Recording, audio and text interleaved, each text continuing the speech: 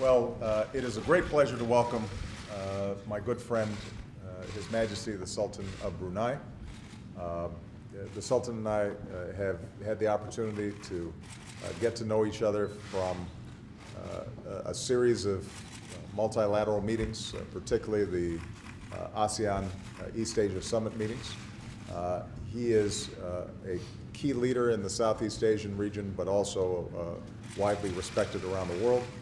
And part of the reason that we thought now was a good time for a meeting here in the Oval Office is because His Majesty will be hosting the next ASEAN East Asia Summit meeting in Brunei this October.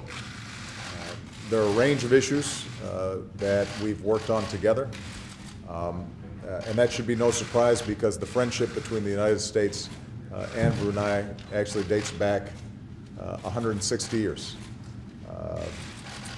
His Majesty himself has led his country for 40 years now, and he's gone through 9 U.S. presidents. I won't ask him which one was his favorite, but our interests in having a strong, peaceful, prosperous Asia-Pacific region is something that we share. And so at the ASEAN East Asia Summit, we will be discussing a wide range of issues, everything from how we deal with issues of energy and climate change to how we expand commerce, potentially through the Trans-Pacific Partnership that has the opportunity of creating jobs and prosperity here in the United States, but also throughout the region. We'll be discussing maritime issues. Obviously, there have been a lot of tensions in the region around maritime issues, and His Majesty has shown great leadership in trying to bring the countries together to make sure that everybody's abiding by basic precepts of rule of law and international standards so that conflicts can be resolved peacefully and effectively, and that everybody is bought in to that kind of structure. We've also had a chance to work together on educational issues.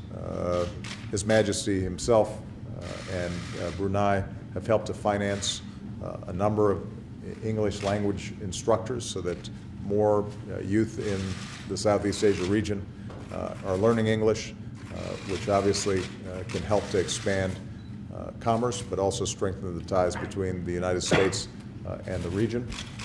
And we're also going to be doing, for the first time, joint ASEAN, U.S., Chinese joint exercises around disaster and humanitarian relief, which points to the fact that our militaries that are extraordinarily capable and the bilateral military relationship between the United States and Brunei has the capacity to help people in times of need and to try to help avoid conflict rather than start conflict. So overall, I'm very grateful for His Majesty's outstanding leadership and his friendship. I'm glad that he's had a chance to visit. He got here yesterday and flew in his own 747, meaning he actually piloted it himself.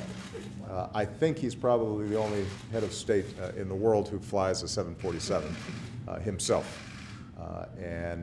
So in case Air Force One, the pilots have problems, we know who to consult.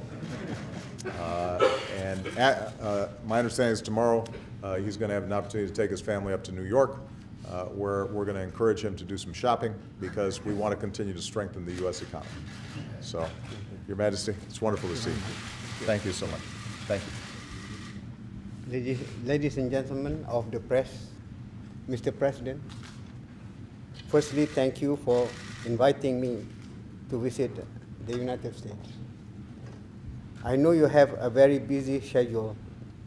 It's very kind of you to receive. These visits give me a good opportunity to renew the long-standing and warm friendship between Brunei Darussalam and the United States. The relations, which dated back to 1850 with the signing of the Treaty of Peace, friendship, commerce, and navigation, soon after the USS Constitution called at our port. President Barack Obama and I have had an excellent meeting this morning. I am indeed very happy with the progress of our bilateral cooperation, especially in energy, education, defense, and trade. The Brunei-US Joint 5-Year English Language Program, which was launched last year, is progressing well. It is meant for the people in ASEAN in order to improve and strengthen the English language skills. On energy cooperation, there are already a number of American companies providing a range of upstream and downstream services in our oil and gas sector.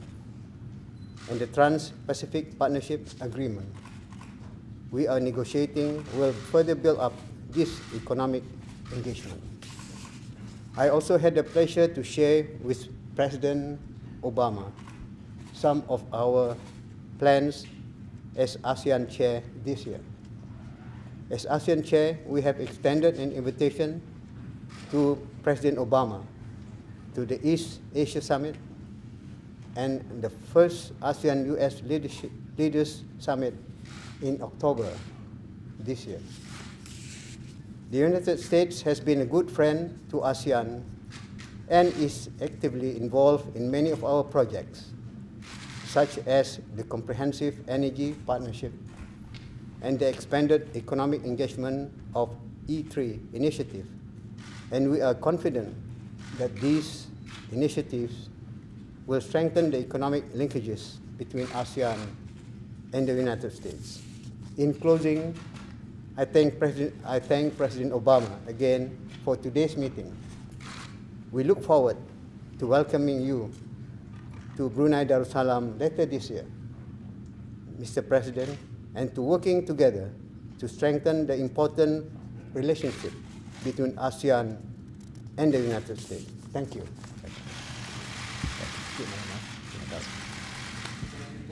Thank you very much.